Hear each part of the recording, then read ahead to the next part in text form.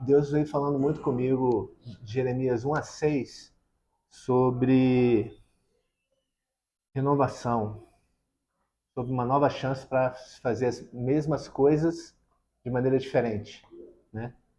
E eu vim meditando nisso, né? Hoje o dia inteiro, boa parte da manhã, mas nós não vamos falar sobre isso, nós vamos falar sobre Josué.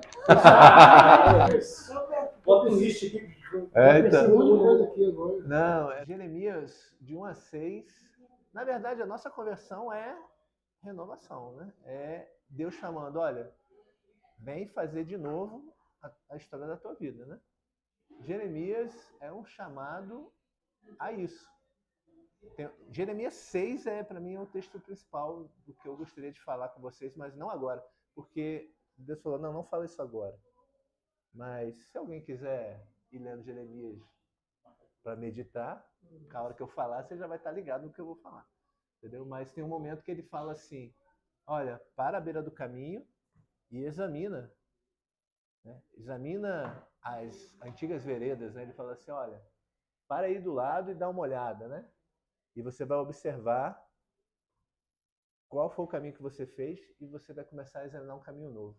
Mas ele já abriu ali, ele quer que eu fale, cara, ele está me instigando a falar. Mas eu não vou falar isso aí não, tá bom? Então vai para Josué. Tem uma ligação? Eu acredito que tenha. Tem uma ligação do que eu vou falar agora com Jeremias, tá? Porque eu vou falar de fé. Então, vou falar do exercício da fé em Josué capítulo 3. E vou fazer o devido link com Jeremias. Tá? Então, mas talvez o que eu queira falar para vocês em Josué é mais importante. Qual a melhor estrada? Hã? Qual a melhor estrada? Qual a melhor estrada? Qual o melhor caminho, né? Isso, Eu isso. já marquei aqui para ele. Então, isso. É exatamente essa passagem. Eu marquei, acho que é essa. Ele fala, olha, examine aí qual é o melhor caminho, entendeu? Então, mas em Josué, para você exercitar o que eu vou falar em Jeremias, tudo começa com um passo de fé que a gente vai tentar analisar em Josué. Eu quero falar em Josué 3, que eu quero falar da travessia do povo judeu no Jordão, né? Qual o contexto, né? Moisés tinha morrido, o corpo dele foi sepultado pelo próprio Deus, né? Em um lugar desconhecido. Houve a contenda do corpo dele entre Miguel e Satanás, né? Satanás foi repreendido por Miguel usando o nome do Senhor, né?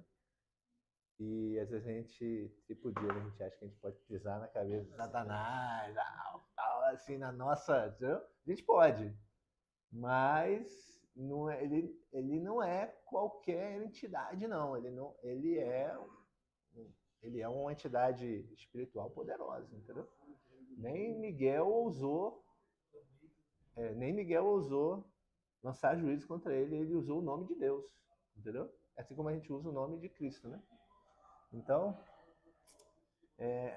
e aí Josué herdou o bastão, né? Josué herdou o bastão de Moisés e ele chega em frente ao Rio Jordão e Deus fala com ele, né?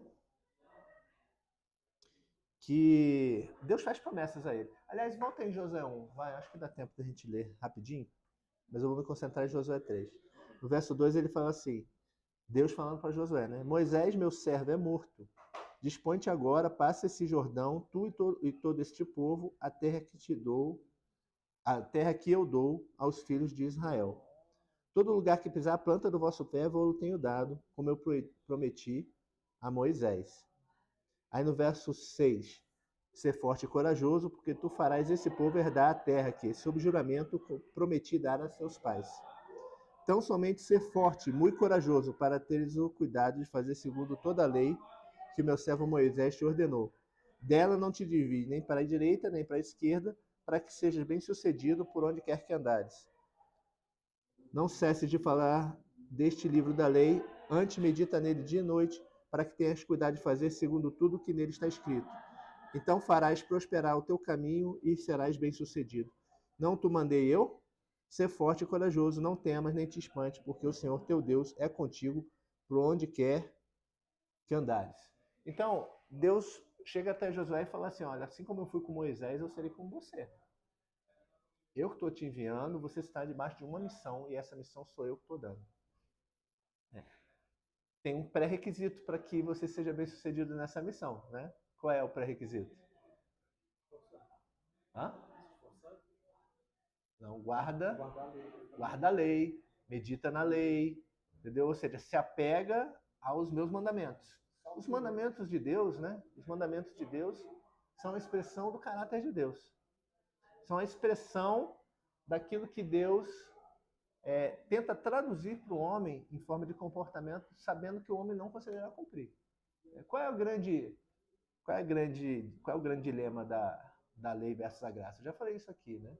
A lei, né, dada no Monte Sinai, é uma meta que pela carne o homem não consegue atingir.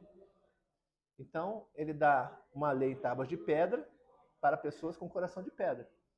Então, ele está falando assim, olha, está aqui uma lei perpétua, mas o seu coração de pedra não vai te permitir alcançar ela. Na verdade, a lei é uma maneira de Deus mostrar o quanto nós precisamos desesperadamente dele. É uma maneira dele colocar um espelho diante de você e falar assim, enxerga aí a tua verdadeira natureza, que é caída. Por mais que eu coloque e estabeleça padrões aqui para vocês, né? Vamos pegar os 10 padrões morais básicos que estão nos 10 mandamentos, né? Depois disso aí você acaba se desdobrando em 613 outros mandamentos. Mas o básico, em termos de padrão moral, são os 10. Só com os 10 ele já te quebra, porque ele já mostra assim, nem esses 10 você consegue guardar. Né? Não é que os outros são mais 613, eles são desdobramento em cima dos 10. E os 10, na verdade, são desdobramento de 2, que na verdade são 1. Que eu falei semana passada, né? Ama a Deus sobre todas as coisas e o próximo como a ti mesmo. Disso se desdobram os 10, dos 10 se desdobram 613. Totalizando aí 623. Né? Mas é Deus falando assim, olha aqui, ó, eu tenho um padrão moral que você deveria seguir, mas você não consegue seguir esse padrão moral. Por quê? Porque o teu coração é enganoso, o teu coração de pedra, né, ele é incapaz de seguir esta lei e alcançar o nível de santidade do Deus vivo. Tanto que aí ele vai prometer lá em Ezequiel e em Jeremias, né, que ele vai transformar o coração do homem, ele vai gravar essa lei dentro do coração do homem para que o homem possa viver essa lei. Isso, a plenitude disso acontece quando? Quando Cristo morre, ressuscita, ascende aos céus e ele envia quem? O Espírito Santo. Aí sim você é capaz, você é dotado de graça o suficiente para você viver os mandamentos. Então, eu já falei isso antes aqui, né? A gente tem a tendência de achar que a graça é para quando você peca. Não, a graça é para antes de você pecar, inclusive. Ela também é para quando você peca. Ela é uma graça de perdão, é uma graça de acolhimento, de Deus falando assim, ok, eu te perdoo. Né? Eu limpo os teus pecados pelo sangue de Cristo derramado na cruz. Seus pecados do passado, seus pecados do presente e seus pecados do futuro. Mas também é uma graça preveniente, né, que permite você orar pedindo para Deus te dar o suficiente dessa graça para que você não caia em tentação, para que você não seja alvo e vítima do teu próprio pecado. Então, o que ele está falando para Josué aqui? Ele está falando, olha, eu tenho uma missão para você, que é a continuação da missão de Moisés, mas você, para conseguir cumprir essa missão, você tem que se ater aos meus mandamentos, ou, em resumo, você tem que se ater a uma vida santa, seguindo o meu caráter. Vamos resumir assim. Né? Você tem que ser um homem segundo o coração de Deus. Você tem que ser um homem que carregue os mandamentos no seu coração. E aí ele fala, olha, e a primeira ordem que eu te dou é atravessa o Jordão. Então a primeira grande ordem direta de Deus para Josué, em termos de ação, é atravessar o Jordão. Ele já tinha uma ordenança geral que é, olha, você vai tomar a terra que eu estou dando a você né? Então, onde você pisar, a planta do teu pé, eu te tenho dado. Né? Só que para você fazer isso, você vai ter que conquistar essa terra que eu estou dando. Então, Deus está falando assim, olha, eu estou te dando uma terra que está além do Jordão, e aonde você pisar, a planta dos teus pés, eu sou contigo. Né? Então, ele fala, né? Ser forte e corajoso, né? Tem bom ânimo, eu sou com você, eu estou com você nessa empreitada. Guarde os meus mandamentos, guarde a ética cristã. Não tinha ética cristã porque não tinha Cristo aqui ainda, né? Mas é isso, é isso. Guarde o meu caráter, né? Guarde os meus princípios. E aí, Josué toma posse disso e manda espias. No capítulo 2 de Josué, eu não vou falar disso agora, ele manda espias. E aqueles homens vão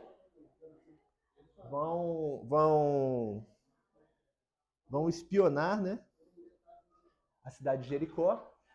E aí acontece que eles encontram Raabe os esconde, eles anunciam a Raabe o que está para acontecer. Raabe crê no Deus vivo, ela é justificada pela fé dela, né? Associada às ações, lembra que eu falei? Né? Em Tiago 2, que se querer desassociar as duas coisas é impossível. Então, a boa fé leva a boas obras, né? Então, a fé de Raabe faz com que ela tome uma atitude que é esconder aqueles espias. E, ok, eles fazem a promessa dela, da redenção, manda ela botar o fio escarlata lá para ser identificado, né? Quando as tropas de Israel chegarem, até o fio escarlata tem um significado, né? Aponta para Cristo, inclusive. Mas eu não vou falar disso agora. Aí eles voltam. Aí quando eles voltam, anunciam tudo a Josué, falam o que aconteceu.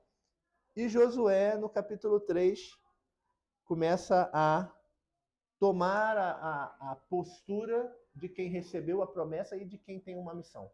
Então, no verso 1 fala assim: levantou-se, pois, Josué de madrugada, e tendo ele e todos os filhos de Israel partido de Sitim, vieram até o Jordão e pousaram ali antes que passassem. Sucedeu o fim de 3 dias que os oficiais passaram pelo meio de Arraial e ordenaram ao povo dizendo. Então, vou dar uma pausa aqui. Então, Josué já tinha o desígnio de Deus, vai passar o Jordão, né? Ele já tinha a missão, olha, você vai conquistar a terra depois do Jordão. Ele já tinha a informação, olha, fomos lá, vimos Jericó, né? Uma mulher nos guardou. Então ele já tinha todo o contexto com ele. Ele vai para em frente ao Jordão e fica 3 dias. Então, por que Josué já tinha tudo na mão e mesmo assim ele falou, então vamos logo, né? Então vamos logo. Não, ele vai para 3 dias. E veja, ele tinha... Isso aqui é interessante, isso aqui acontece em vários outros momentos da história de Josué.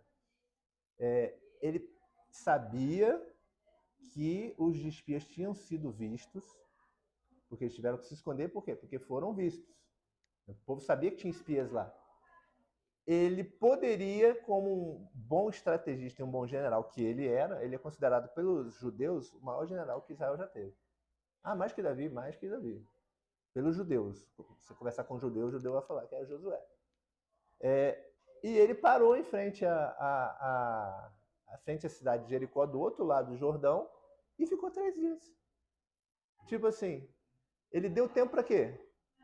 Para se o povo de Jericó quisesse se organizar, se eles quisessem mandar eles espias, se ele quisesse fazer qualquer coisa em 3 dias, eles poderiam fazer. Mas Josué para ali.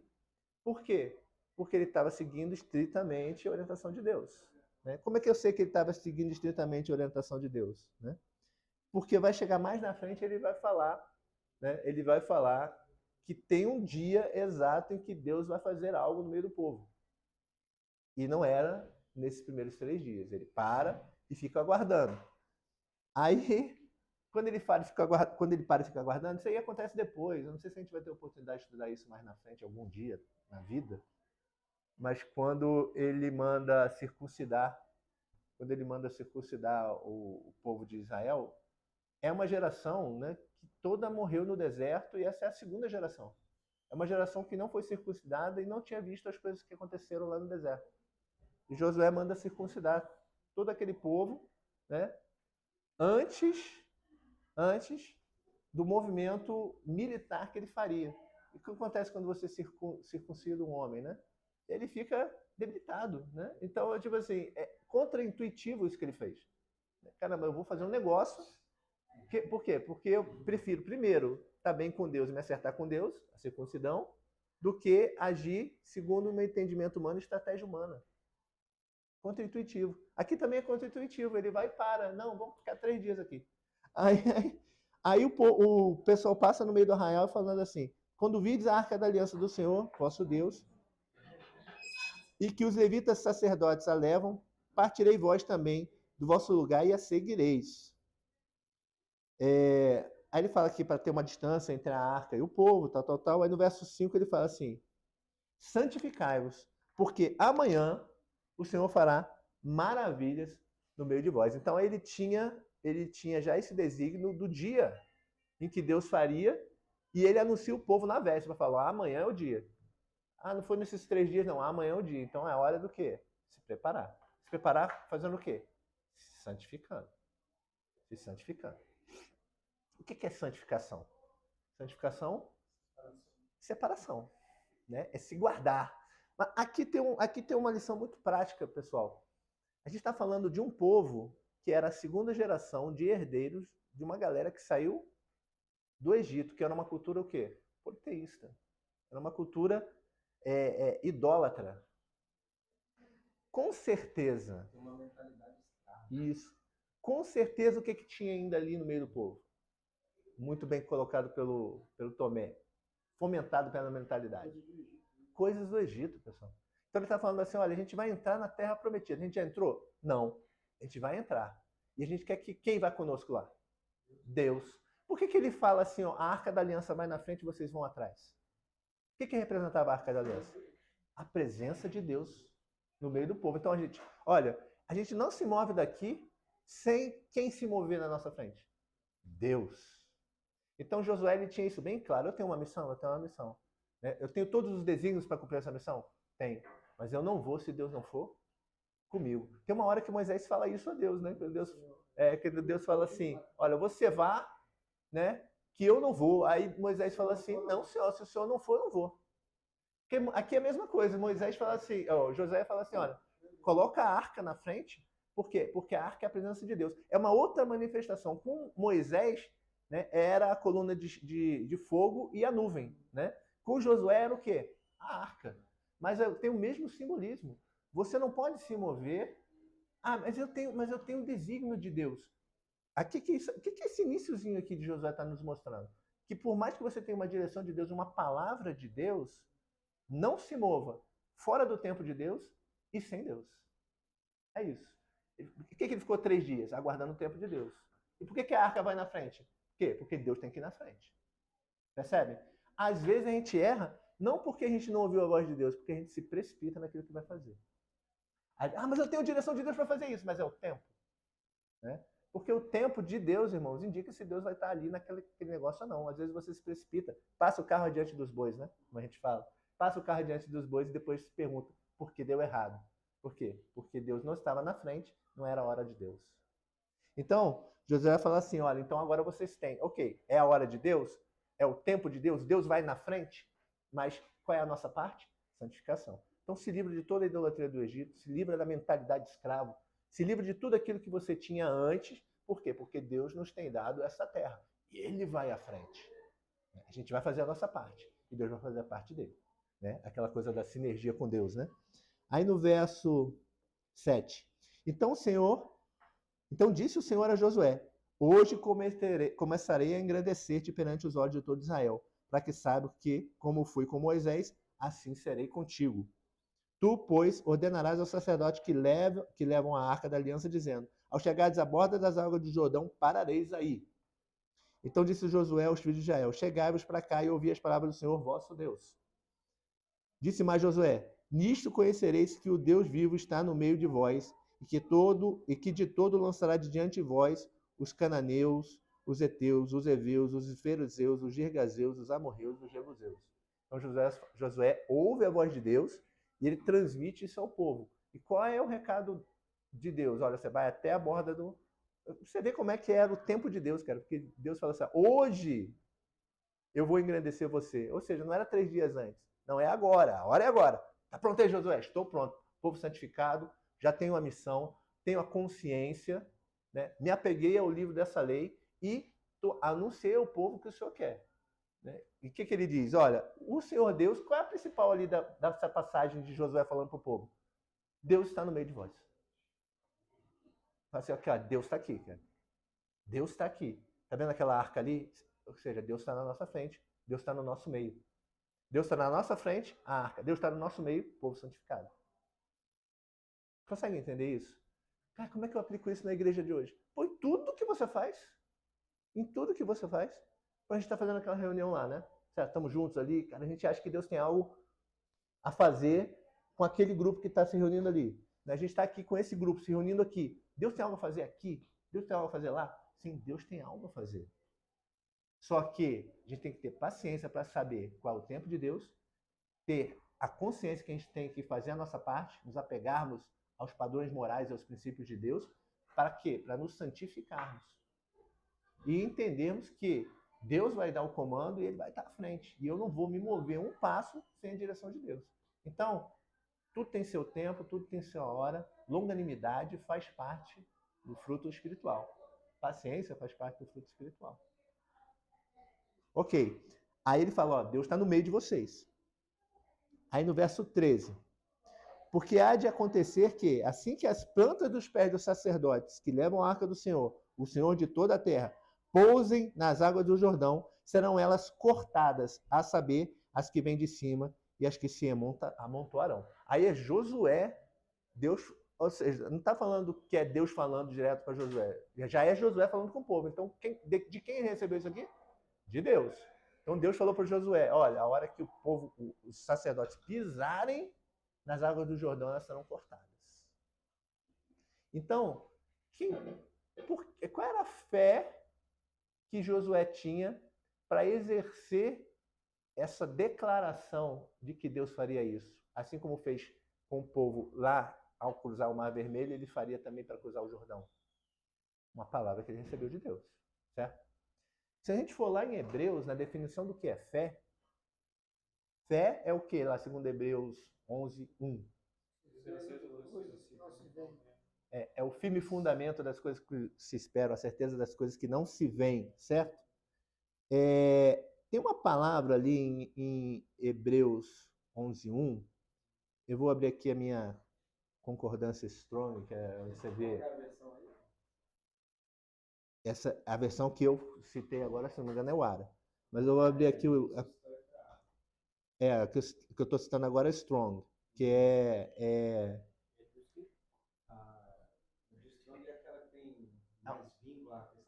não, Strong é onde você analisa o vocábulo grego original. Né? Se você for no grego original, segundo Strong, você vai lá em Hebreus, deixa eu abrir aqui o meu. Hebreus 11, 1. Porque o meu Strong está em inglês. Está aqui. Now faith is the substance of things hoped for, the evidence of things not seen. Ou seja, é a essência daquilo que você não vê. Nessa versão aqui. Essa certeza, a essência, é uma palavra chamada hipóstasis. Hipóstasis, pessoal, não é uma palavra. Não, mas você acabou de falar que é uma palavra. Não, mas não é um...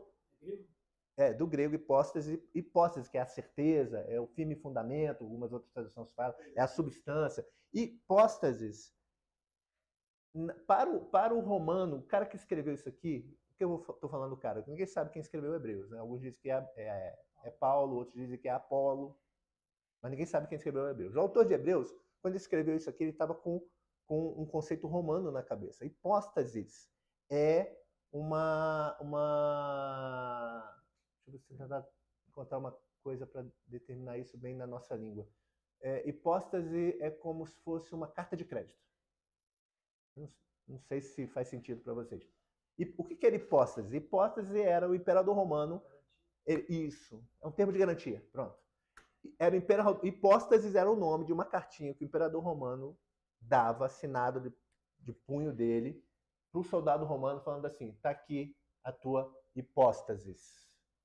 E ele pegava aquilo ali, e o que significava isso?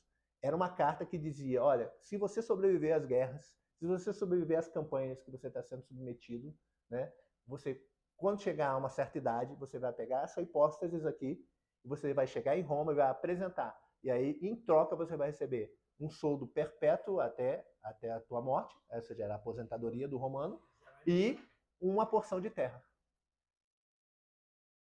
Então, a fé de hipóstases não é uma fé com base em nada. O que ele estava tentando passar aqui é o seguinte, olha, você tem um garantidor, você tem alguma coisa a que se apegar. Então não é uma fé no vazio, não é uma fé irracional. Isso, é uma fé com base em alguma coisa. Entendeu? Então a fé de Josué não é uma fé vazia, é uma fé em algo que ele ouviu, em algo que ele discerniu, em algo que ele pôs em prática. E ele vai caminhando em direção a isso. Ficou claro até aqui? Cara, que eu tenho 1h30, cara. Já foi. Acabou. Tá, eu vou tentar resumir só o final aqui, rapidinho, né? Aí o que acontece, né? Rapidinho. Alguém pode ficar mais 3 minutos? Ok, então beleza.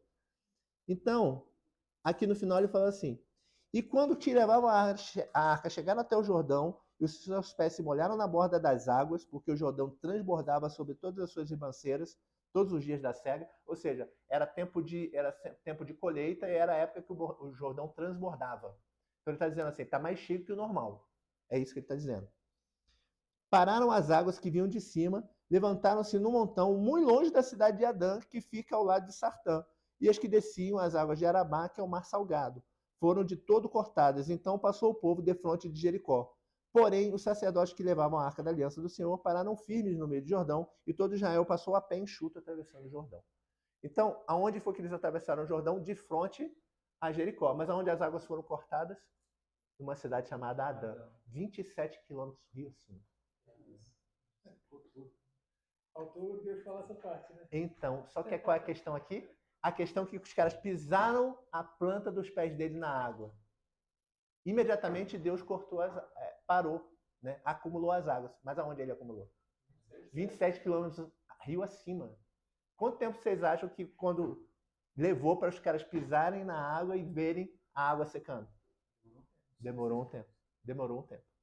Essa é a questão. Então, essa é a questão. Cara, às vezes Deus vai fazer, essa é a mensagem final que eu queria falar sobre fé, né? Primeiro, se apegue a algo concreto, que é a palavra de Deus, é a promessa de Deus, é a voz de Deus. Seja revelada através de um irmão, seja através do momento teu de conversa com Deus, ou principalmente e majoritariamente através disso aqui, da Bíblia. Certo? Segundo, né, certas coisas Deus cumpre e dá de imediato. Aonde? Em cima. Mas a gente demora um tempo para sentir o efeito aqui embaixo. Então, sabe quando você fala assim, caramba, creia como se já tivesse recebido? É isso aqui. Tipo assim, eu pisei aqui. Não, Deus já cortou a água. Mas aonde? Já parou. Aonde? Não estou vendo ainda. Mas em algum momento eu vou ver isso aqui na minha frente. Sabe, esse é o tipo de fé que Deus quer de nós. É aquela fé tipo assim, caramba, eu sei que Deus já fez. Eu estava orando por alguma coisa, mas eu sei que Deus já deu. Eu não estou vendo os efeitos ainda aqui. É bem significativo que seja rio acima, pessoal. Sabe, rio acima?